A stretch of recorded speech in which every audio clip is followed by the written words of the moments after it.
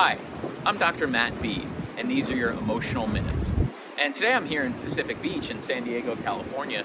And as you can see, there's actually not really a lot of people on the beach today, and usually this beach is pretty packed. And we're sort of still in the recovery mode from the COVID-19 pandemic.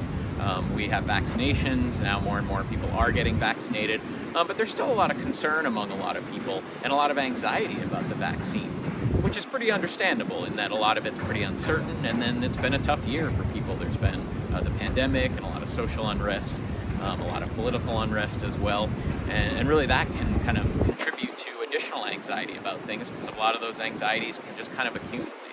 And a lot of medical organizations and medical professionals are actually concerned that not a lot of people will get vaccinated because of concern over the vaccination and anxiety about it.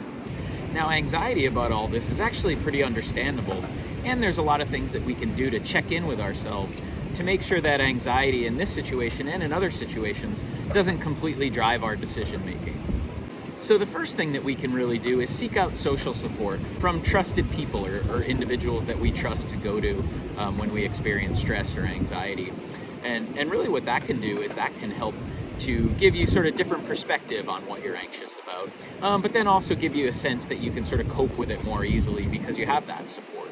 Now, the thing about social support and seeking social support is that in this situation, it's usually pretty good to sort of focus on, what it is you're feeling, what your concerns are, what you're anxious about, and focusing less on information that you might have gotten from family or social media or things like that, but really focusing on more what your reaction is and what the feeling is. So another thing to do is really to check in with your thoughts and really sort of what it is you're feeling anxious about. So sometimes people will say things like, I don't want to get the vaccine because I think it might make me sick, or it might even kill me.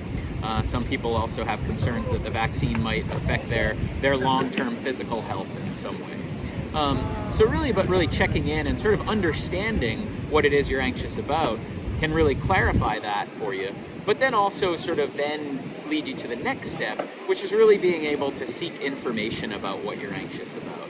So really seeking sort of scientific or the most updated information about those sorts of things can actually relieve anxiety and see if what you're thinking is actually the case or actually could happen to you. So one good place to seek out that information is really either asking your doctor or your medical provider, or seeking sort of good scientifically based information. So sometimes websites like healthline.com or WebMD or those sorts of websites can be really good places to check in about that stuff because those websites have articles that are written by or reviewed by experts, so by scientists or medical professionals.